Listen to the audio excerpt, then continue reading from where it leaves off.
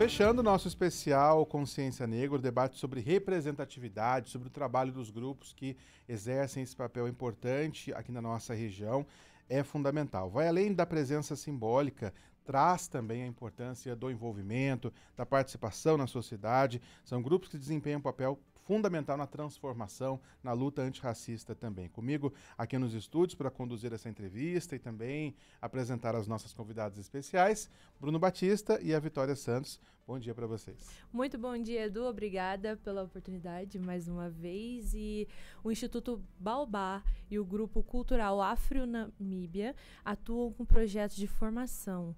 Essas iniciativas buscam, ao mesmo tempo, oferecer formação política e cultural à juventude e fomentar redes de apoio que enfrentam o racismo cotidiano. Vamos destacar a ação dessas organizações para entender quais ações têm trazido resultados, onde há mais fragilidade e quais políticas públicas e medidas podem acelerar a igualdade de uma sociedade mais plural e quais são os principais desafios para transformar essa presença em poder de decisão. Nossas convidadas são Ana Flávia, representando o Grupo Namíbia, e Maraceli, do Instituto Baobá. Ana Flávia, seja bem-vinda, obrigada pela presença, bom dia. Eu que agradeço, muito obrigada por essa oportunidade.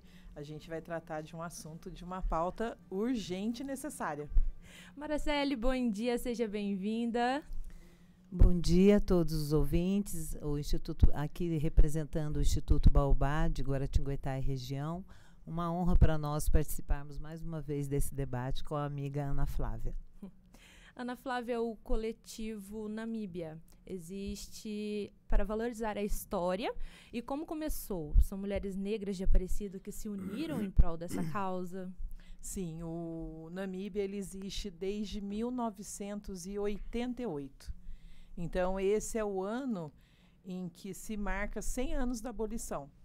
E é o ano, então, em que inicia o Grupo Namíbia. Ele é um grupo que foi formado por pretos e brancos.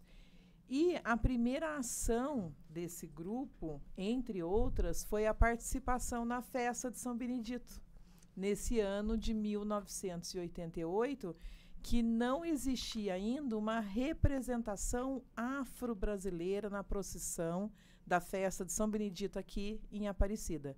Então, é o primeiro ano em que o grupo, né, sai nessa procissão. Nessa festa, os reis eram o Pascoal Blanc e a Maria José, a sua esposa, e é, então, naquela época, uma inovação. Em contrapartida também temos o Instituto Baobá, né, que como o Instituto dá suporte para a comunidade negra da região? Como funcionam esses treinamentos, essas oficinas que têm acontecido na região? Bom dia. Bem, o Instituto Baobá ele existe há 3 anos e a atividade do Instituto tem sido muito intensa na formação antirracista e na valorização da cultura afro-brasileira. Ana Flávia é uma Baobá. Os amigos que vieram ontem estiveram aqui, Custódio, Maria Regina, o José Roberto. Olha quantas pessoas já passaram essa semana por aqui. Todos somos a Ifigênia, né, nossa querida. Somos Baobás. Só dei alguns exemplos, mas para vocês verem, quando você me pergunta qual a repercussão desse trabalho nosso, esses nomes têm a ver com isso. Nós, através da formação antirracista, nós levamos às escolas o letramento racial. Então, não só as escolas, nós levamos esse trabalho também às empresas. Então, hoje eu estou aqui, tem uma equipe nossa na base, ontem já esteve também para levar para colaboradores, né, das empresas. E nós também fazemos esse trabalho desde a creche até a universidade. Este ano nós fizemos a abertura, a palestra magna da Conferência de Mulheres da Universidade Estácio de Sá, em Resende, no Rio de Janeiro. Então, eu estou dando vários exemplos só para vocês perceberem o quanto que o trabalho do Baobá já se espalhou e quanto nós estamos contribuindo para esse despertar da consciência negra na nossa região. E além do despertar, né, como vocês mencionaram, muitas pessoas às vezes não sabem de toda essa situação, mas também algumas ações já estão programadas, inclusive uma que acontece amanhã, na quinta-feira. Queria que você falasse um pouco mais e também convidasse os nossos ouvintes a participar. Ah, com certeza. Amanhã vai ser realizada em Guaratinguetá a segunda caminhada pela consciência negra.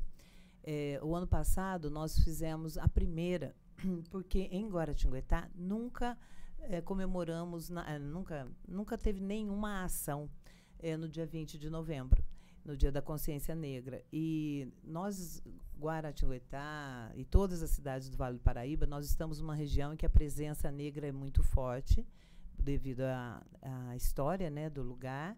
E então a resistência sempre esteve presente. Se negros estiveram aqui, se negros plantaram, se negros o trabalho dos negros enriqueceram a região do Vale do Paraíba, então nada mais justo do que lembrar o trabalho deles, lembrar os nossos ancestrais e valorizar e sermos resistência até hoje. A caminhada é para isso. É luta? É luta. Não temos igualdade ainda. Então, nós chamamos toda a comunidade negra da região, não só de Guaratinguetá. Já tivemos hoje confirmação que vem alguns amigos de outras cidades, vão participar também da nossa caminhada, porque é uma luta de toda a população negra. Então, aqui fica um convite para toda a comunidade negra e também todas as pessoas que se identificam com a nossa causa na luta antirracista e na valorização da cultura negra, para que estejam amanhã, às 8h30 da manhã, na Praça São Gonçalo, em Guaratinguetá, que fica ao lado da Igreja São Benedito, e de lá nós vamos nos deslocar às 9h da manhã até a Praça Conselheiro Rodrigues Alves. Por que esse trajeto?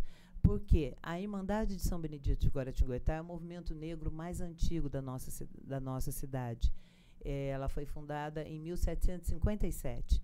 Antes dela, havia a Irmandade Nossa Senhora do Rosário, que é a Irmandade dos Homens Pretos, que data de 1727.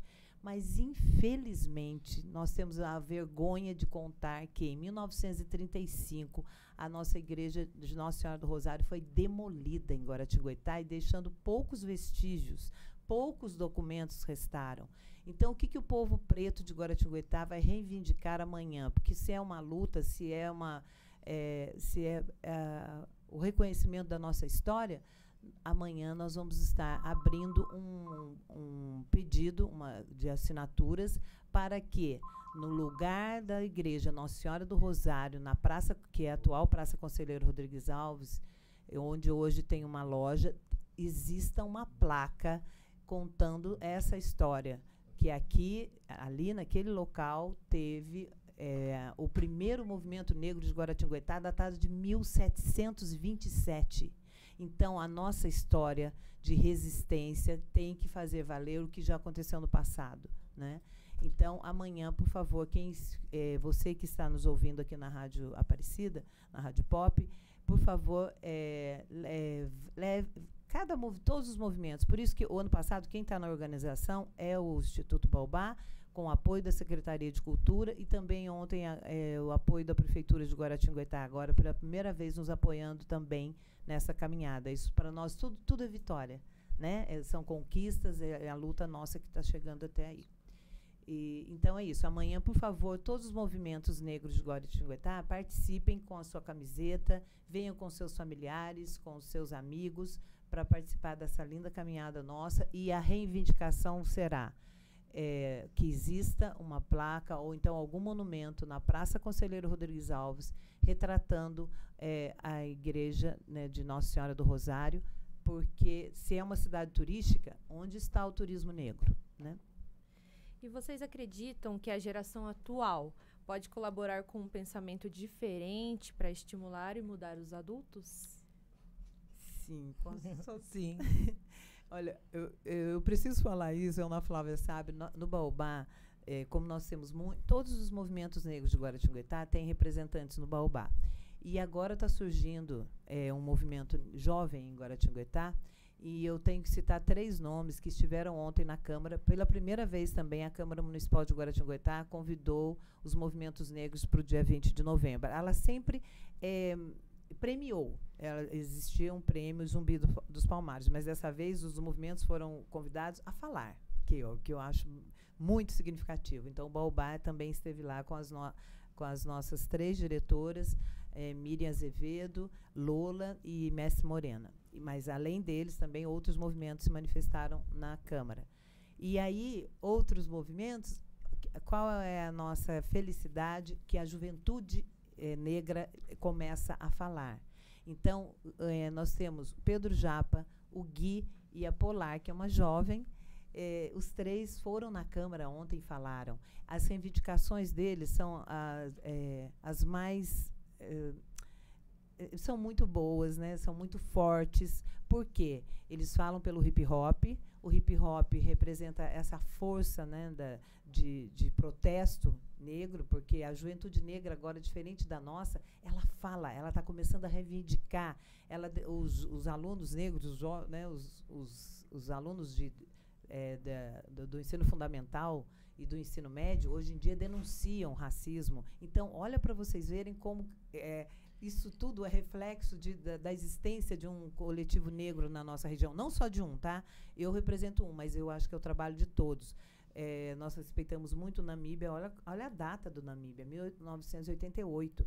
Nós temos 3 anos, temos uma atividade intensa de ativismo, e esses jovens estão chegando com uma força. Então, aqui, como é que fala? A minha reverência a toda a juventude negra. Por favor, cheguem com a gente, também ingressem em movimentos negros, aonde você se identificar, onde for mais próximo de você, mas a sua voz de jovem negro é muito importante para o movimento. Isso ajuda eles também a se posicionarem, né, na sociedade, na questão, né, que hoje em dia existe muito racismo, então eles vão ter uma formação de como se posicionarem contra isso, né? O racismo, ele é um sistema de poder, né, uma tecnologia que ela está no nosso país desde o sequestro dos africanos. E, em relação aos jovens, eu acho que é importante a gente destacar que o movimento negro, ele é um movimento educador. Ele é um movimento feminino, daí eu estou falando lá do movimento negro unificado, ainda na década de 70. Ele é um movimento feminino e, exatamente por ser um movimento feminino, ele é um movimento educador. Então, a gente tem alguns avanços, né, no país. Por exemplo, com a Constituição em 88, a gente tem a construção de uma Constituição cidadã. Logo, em 96, a gente tem a Lei de Diretrizes e Bases. E depois, em 2003, a gente tem a Lei 10.639, que é uma lei em que é obrigatório o ensino de história e cultura afro em todas as unidades escolares do território nacional.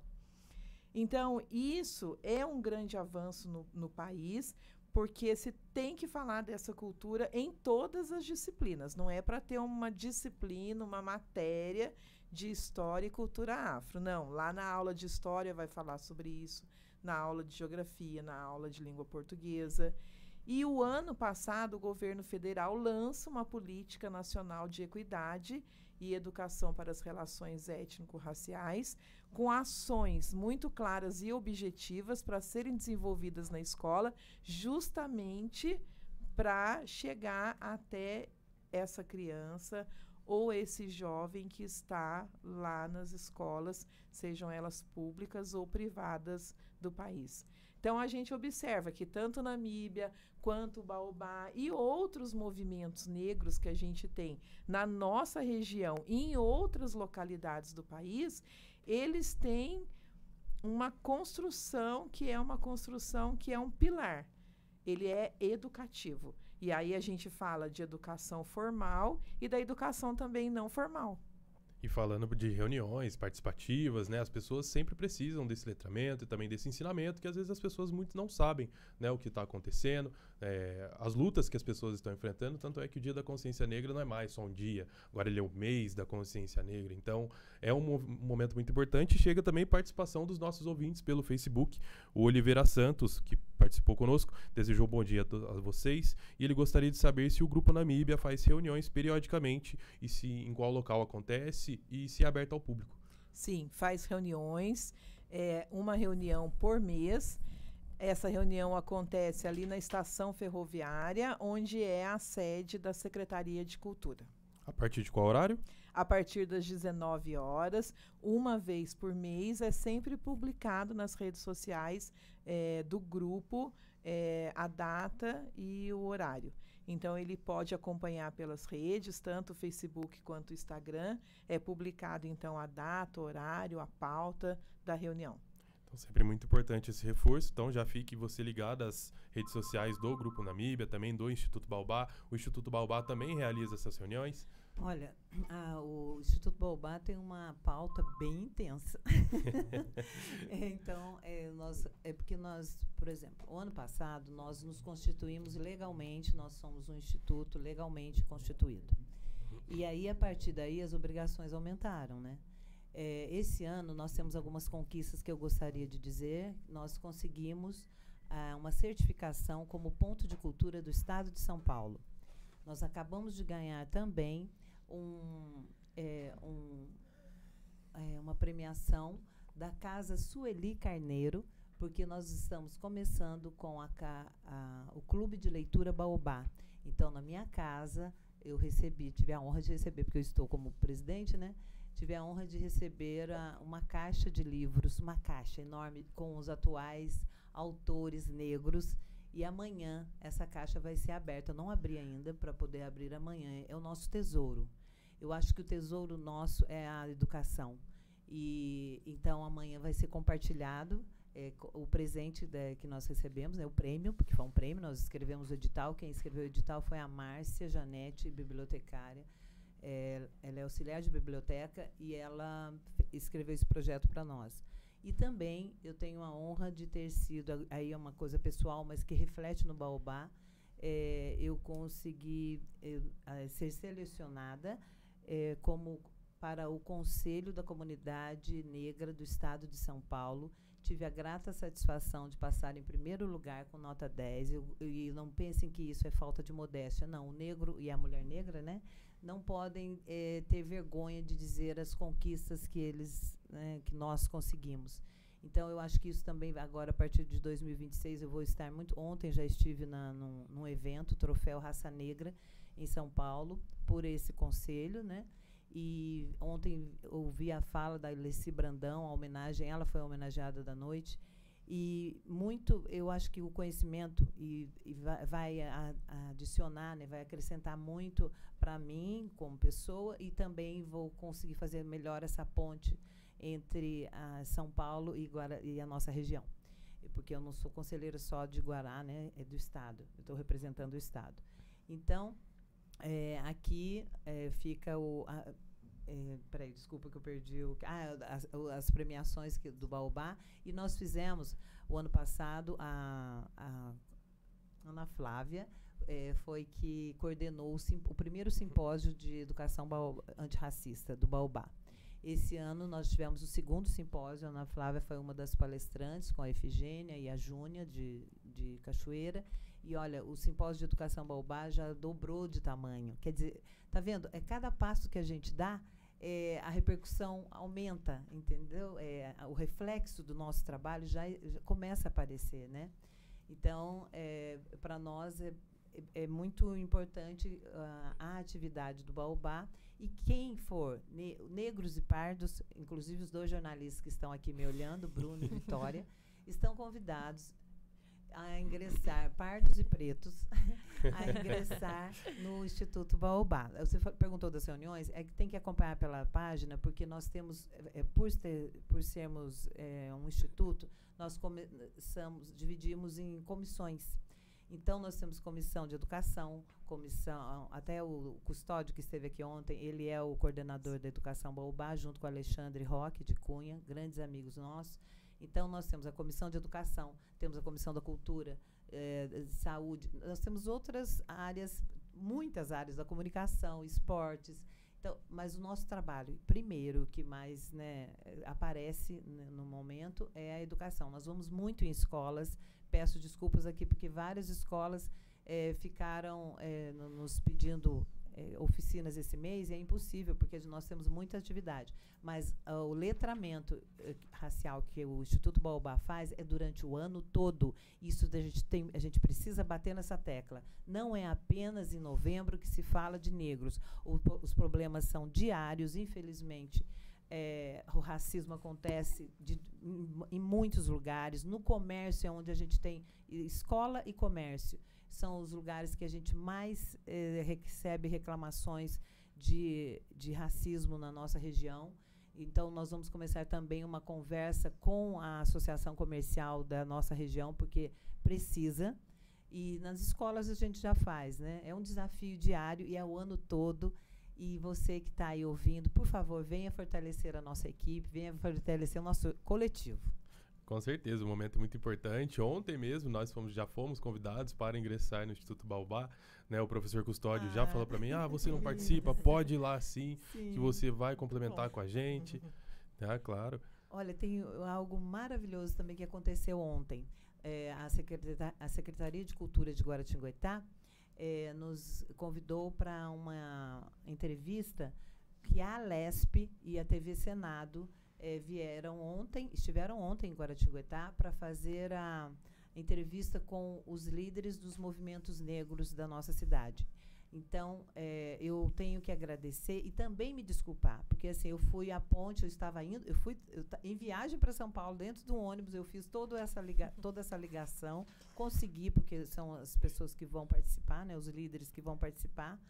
E aí mandei todo mundo para lá, mandei a lista de nomes, e aí, para nossa alegria, a Efigênia, que é a diretora do Baobá, representou o Baobá, a Messi Morena representou a capoeira, né, o Instituto Messi Ponciano, o José Luiz, o Vodun José Luiz, o centro cultural deles lá, Togum Odan, e teve outros, o Jongo de Piquete, o Jongo da Tamandaré, com o André, com o mestre Gil, mas como tinham muitos, a repórter não conseguiu fazer, olha para você ver que maravilha, a gente tem tantos que ela não conseguiu ouvir todos. Sim. E aqui fica o meu pedido de desculpas até, porque eu não estava, a responsabilidade não era minha, mas eu acho assim, se eu intermediei também, né, a gente se sente responsável.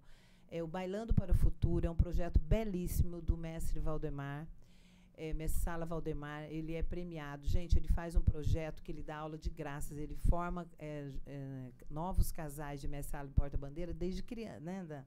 Ele pega crianças para formar. Então, ele tem um trabalho belíssimo, ele não conseguiu ser entrevistado, e eu preciso falar do nome dele, mestre Chico Coco, o Zé Eduardo da Embaixada, o presidente da Embaixada esteve lá, o hip hop representado pelo Pedro Japa. Então são muitos movimentos. Olha para vocês verem a riqueza cultural isso eu estou falando só de Guaratinguetá, mas é do Vale todo, gente. Tudo para impulsionar os jovens, né? Não, olha, o trabalho do Valdemar tem que ser premiado, tem que ser valorizado, porque ele faz isso há anos de graça. Ele não recebe um tostão para fazer o que ele faz. E ele coloca, como é que fala? Figurino, ele faz toda uma formação, ele foi premiado lá em São Paulo, os alunos dele, ele levou em São Paulo, ele recebeu o prêmio. Quer dizer, alguém, né, algum poder público, alguma política pública tem que acontecer para amparar esse pessoal que trabalha na garra, por amor, né, ao que faz. Eles têm que dar atenção a projetos tão importantes assim, né, para os mais jovens, e os mais adultos também se interessam, né, para ganhar mais força aí, e devemos dar atenção para o pedido dos mais jovens sobre assuntos relacionados aos seus desafios na sociedade, né? Sim. Olha, tem pesquisas que dizem que o ambiente mais hostil para uma criança negra é a escola. É o primeiro contato que uma criança tem com o racismo. Porque muitas vezes no seio familiar ela é protegida. E quando ela tem o primeiro contato com a sociedade é na escola. Então, a gente precisa falar muito, inclusive, sobre os protocolos de combate ao racismo. Então, o Estado de São Paulo ele tem protocolos muito claros de como se faz prevenção, porque como a gente está falando de ambientes educativos, a gente tem que falar sobre prevenção e como se faz ao combate dessa prática dentro de unidades escolares e, né, infelizmente, em outros ambientes também. Então, jovens, professores, adultos, os mais velhos, a gente precisa passar por esse letramento, primeiro, para a gente entender como se dá o racismo, porque o racismo ele é tão sofisticado que ele usa uma estratégia muito poderosa. É a estratégia da naturalização. A tendência a falar, não foi nada disso. Você que entendeu errado. Essa é uma estratégia do racismo. Então, até para identificar quando o racismo está acontecendo, a gente precisa se letrar e a gente precisa estar atento. Então, é nesse sentido que toda a sociedade, pretos, pardos, brancos, todos, precisam se unir para a gente combater essa chaga na sociedade, que é uma chaga que vai impulsionar a desigualdade. Agradecer também todos que estão participando conosco pelas redes sociais, o Lúcio Carvalho, Ellen Magna, Vanilza Aparecida, Wesley Antônio, Marcos Paulo, muito obrigado por todos que estão participando conosco. E lembrando que hoje também é o Dia Internacional da Mulher Empreendedora. É importante valorizar o papel das mulheres negras, que muitas vezes são o sustento da família e também buscam empreender, né? Olha só, tem empreendedorismo também no Baobá. E nós temos uma parceria muito boa com o Sebrae, né? E todo ano, já por 2 anos seguidos, nós ganhamos um curso para as mulheres negras empreendedoras. É um curso gratuito, né? O Sebrae é pago, mas esse curso é gratuito. Eu até consegui agora no final do ano uma formação também em São Paulo, que eu estive lá. Mas esse curso nós abrimos para as mulheres empreendedoras do Baobá. E aqui não posso deixar de citar Mara Alice, ela... nós temos muitas, mas eu preciso citar o nome dela, porque ela é uma guerreira. Ela, né, ela já veio aqui, ela já foi na TV Aparecida. E, então, o trabalho da Mara é para as mulheres aceitarem o cabelo, né, e a criança aprender a lidar com o cabelo crespo. É muito lindo. E nós temos as artesãs Baobá. Hoje, olha, ontem e hoje, como eu falei, nós estamos numa ação na BASF para letramento dos colaboradores da BASF, esse ano com o tema Personalidades Negras. Estão lá, nessa ação, 3 artesãos baobás. Então, nós temos muitos artesãos baobás, alguns, né, e elas agora têm também... Sempre que a gente faz um evento, o aniversário do Baobá, a gente faz feira preta, para possibilitar isso. E uma delas, a Ivani, ela faz bonecas pretas, que a gente sempre leva nas escolas também. Luciana faz biojoias. E temos crochê, temos roupas, muito artesanato, né? Tudo isso é empreendedorismo nosso. E agora eu acabei de saber que amanhã nós vamos ter a cobertura também de uma TV. Eu posso citar o nome? Não, né? Tudo bem? A TV, o secretário de Cultura de Guaratinguetá acabou de me enviar uma mensagem agora, dizendo que a TV Vanguarda vai cobrir a nossa caminhada amanhã. Então, por favor, estejam lá. TV Aparecida, por favor, estamos aqui. Queremos cobertura também. Então, não, mas eu sei, por isso que eu perguntei se poderia falar. Mas tudo isso é um grande reconhecimento, né? Gente, é a primeira vez que a prefeitura está apoiando a gente, colocou a caminhada na página. Parece que não é nada, mas eu e a Ana Flávia, né, Ana Flávia, a gente que está lidando com isso há tanto tempo, sabe que são pequenos gestos que fazem muita diferença. Eu preciso falar também do prazer que é estar com a Ana Flávia, porque a Ana Flávia é uma excelente educadora antirracista. Ela está à frente do PNER, que ela hoje aqui está representando o Namíbia, mas o trabalho que ela fez, porque eu participei das formações que ela fez esse ano. Parabéns, Ana Flávia. Se tivesse mais 2 dela, gente, estava tudo bem. Mas ela é uma só. Maravilha. Maravilha demais. Ela faz um trabalho belíssimo e é um grande apoio no Baobá. Ela sabe disso, do valor que ela tem para nós. Ela só não pode assumir mais coisas porque ela não consegue. Porque são pessoas brilhantes. Porque eu falei muito da parte cultural do Baobá, mas a parte de formação dos Baobá, os professores que vão nas escolas, que vão nas empresas, que vão em tudo quanto é lugar, fazer essa educação antirracista, né, fazer esse letramento. A gente tem curso de letramento racial. Nós tivemos o primeiro ano passado e o segundo esse ano. O Baobá tem pessoas da Bahia, de Minas Gerais, do Espírito Santo, Rio de Janeiro e São Paulo, né, do estado de São Paulo. Então, nós somos um quilombo virtual, viu, Sim. gente? A gente fala muito de Guará, porque a sede é em Guará e nós não temos sede. Queremos sede, senhores vereadores de Guaratinguetá, senhor prefeito de Guaratinguetá.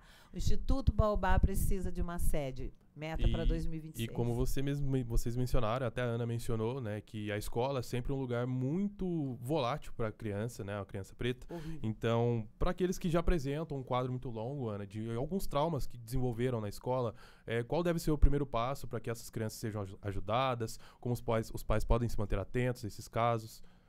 Sim, é importante que qualquer queixa, né, de uma criança ou de um adolescente, ela seja primeiramente acolhida. Então, essa criança tem que ser ouvida pelos profissionais da escola, né, e também pela família. Então, sempre tratar essa questão como uma questão que tem a sua importância. Após, né, ser acolhida esse relato da criança e do adolescente, precisa procurar, então, a gestão da unidade escolar para as devidas providências.